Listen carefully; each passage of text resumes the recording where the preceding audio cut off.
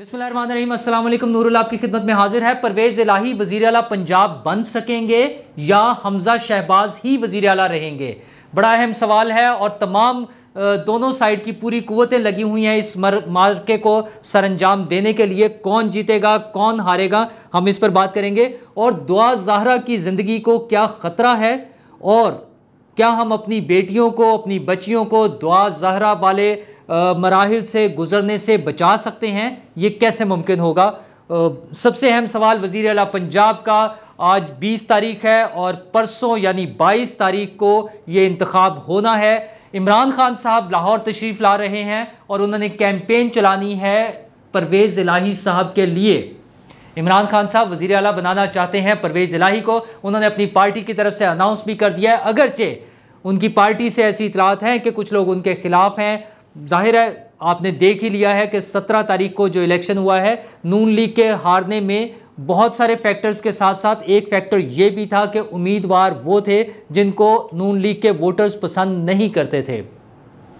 इसी तरह परवेज़ इलाही के हक़ में भी तमाम लोग नहीं हैं, लेकिन इमरान खान के पास चॉइस कोई नहीं है। इमरान खान साहब तो पहले ही फरमा चुके हैं कि मैं ब्लैकमेल हुआ हूँ, तो एक ऐसा मौका है जहाँ पर वो ब्लैकमेलिंग अपनी बता चुके हैं कि वो ब्लैकमेल हुए हैं। और राना सनाउल्लाह ने तो उनकी नींदें उड़ा दी हैं। राना सनाउल्लाह ने जब ये बयान दिया कि 5 लोग तो पीटीआई के भी गायब हो सकते हैं, वज़ीर दाखिला पाकिस्तान राना सनाउल्लाह का ये बयान न सिर्फ एक इतला थी बल्कि एक धमकी भी थी कि उनके लोग कम हो सकते हैं। लेकिन 5 लोगों से तो काम नहीं चलेगा ना, ये तो कोई कम से कम 9 से 10 लोग चाहिए नून लीग को वहाँ से लाने में।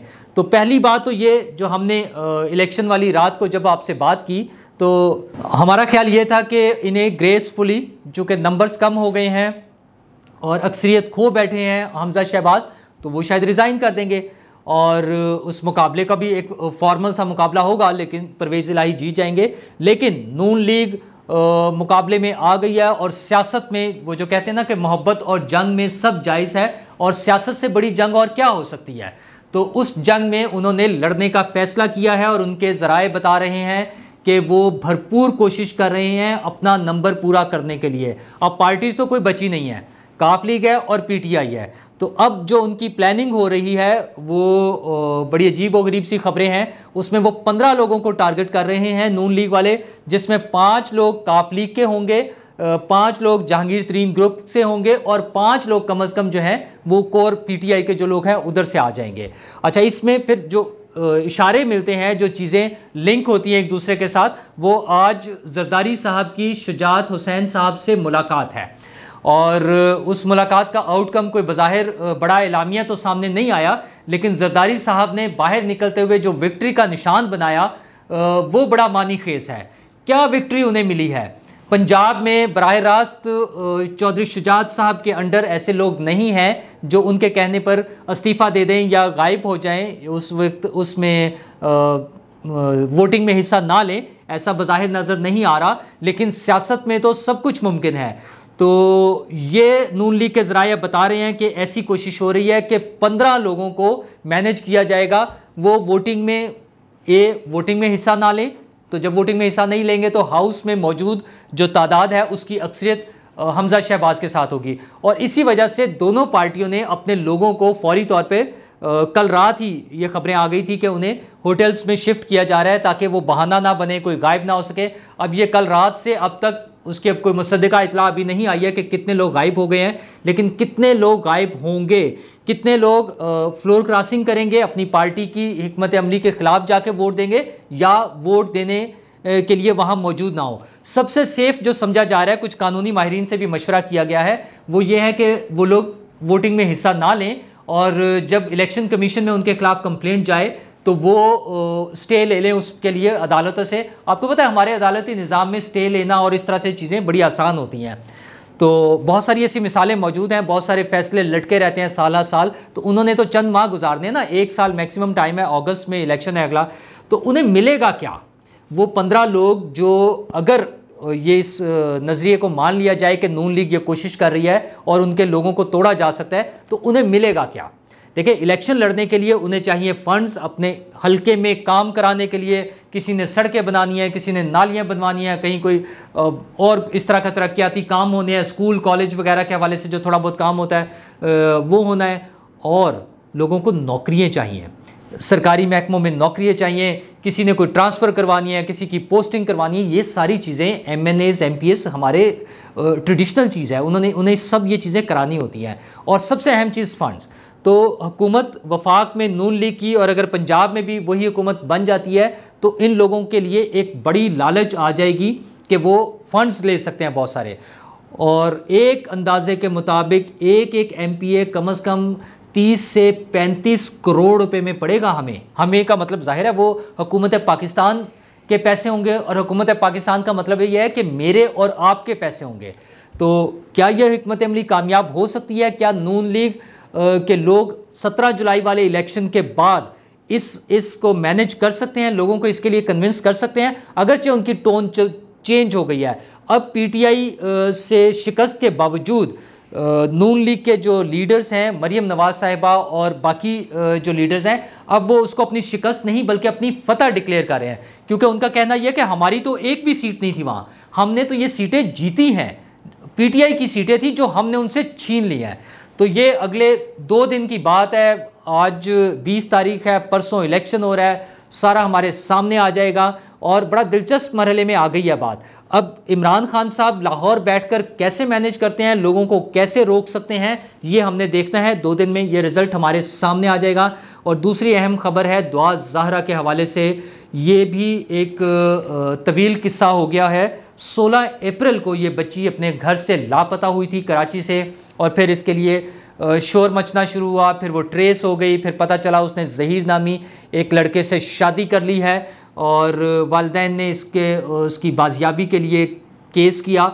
वालिद साहब की भी हिम्मत को दाद देनी चाहिए कि ऐसे माशरे में जहाँ इज़्ज़त और गैरत के बहुत ज़्यादा मसाइल हैं, लोग ऐसी बातों को छुपाना चाहते हैं। वो अदालतों में गए, वो मीडिया में आए, और उन्होंने यही कहा कि मुझे बच्ची बहक गई है, बच्ची भटक गई है, वो कम उम्र है, उसे समझ नहीं है, हम उसको वापस लाना चाहते हैं। और फाइनली बच्ची मिल गई है। लेकिन बच्ची ने अब ये बयान दिया है, दुआ ज़हरा का ये बयान है कि मुझे अपनी जान का ख़तरा है, मुझे अपने वालिदैन और दीगर लोगों से धमकियां मिल रही हैं। अच्छा, ये एक इंतहाई अफसोसनाक पहलू है। ऐसे केसेस में ये बड़ी कॉमन सी चीज़ है कि या तो बच्चों को धमकियां मिल रही होती हैं, और बाज़ सूरतों में उन बेचारों की जान भी चली जाती है। अच्छा, और दूसरी सूरत में कुछ केसेस में बच्चे खुद ही अपनी जान गंवा बैठते हैं।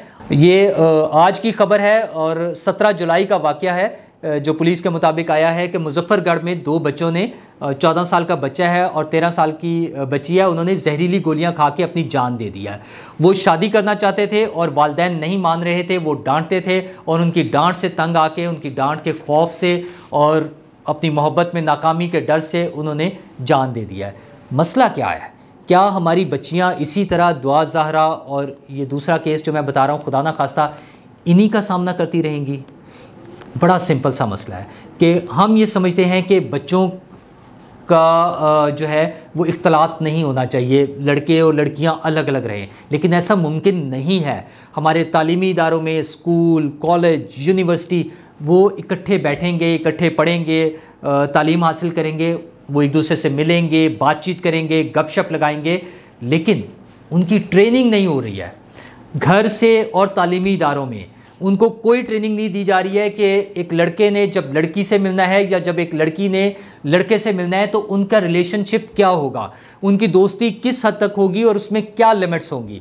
ना वो तालीमी इदारा सिखा रहा है, ना वालिदैन सिखा रहे हैं। सब ने ये चीज़ें छोड़ दी हैं टेलीविज़न पर, टेलीविज़न के ड्रामों पर, वो चाहे हमारे न्यूज़ जो हमारे एंटरटेनमेंट चैनल से आ रहे हैं या नेटफ्लिक्स से आ रहे हैं या इस मोबाइल पर, कि वो जो टिकटॉक पर और फेसबुक पर और इंस्टाग्राम पर जो चीज़ें देख रहे हैं, उनकी सारी तरबियत, उनकी सारी ट्रेनिंग बच्चों की इन गैजेट्स से होनी है, इन ज़राए से होनी है।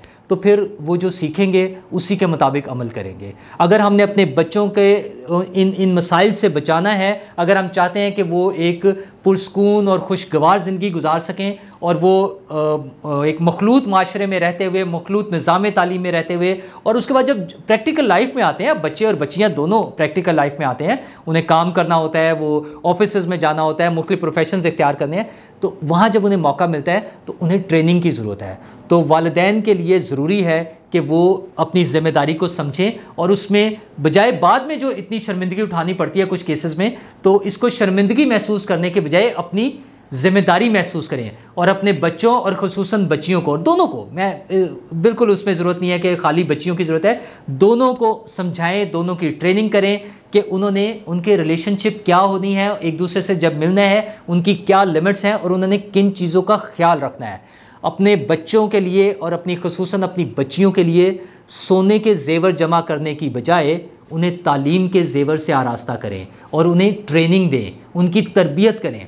ये तालीम और तरबियत का जेवर उन्हें मिलना चाहिए ताकि वो माशरे का मुफीद फ़र्द बन सकें। ये हम बजाय इसमें लड़ाई झगड़ों में जाने के और इस तरह से ये जो मसाइल हम दुआ ज़हरा वाले केस में देख रहे हैं, पेनफुल चीज़ है। उनके पेरेंट्स को आप देखें और उन बच्चों के मामला देखें जो उनके रिजर्वेशंस हैं, जो उनके खदशात हैं, जो उनके खौफ हैं, ये सारी चीज़ें अपनी जगह दुरुस्त हैं दोनों साइड से, वालिदैन की तरफ से भी और बच्चों की तरफ से भी। तो खुदारा अपने बच्चों का ख्याल करें, उन्हें तालीम के साथ साथ अच्छी तरबियत दें ताकि हम इन मसाइल से बच सकें और बेहतर ज़िंदगी गुजार सकें। शुक्रिया।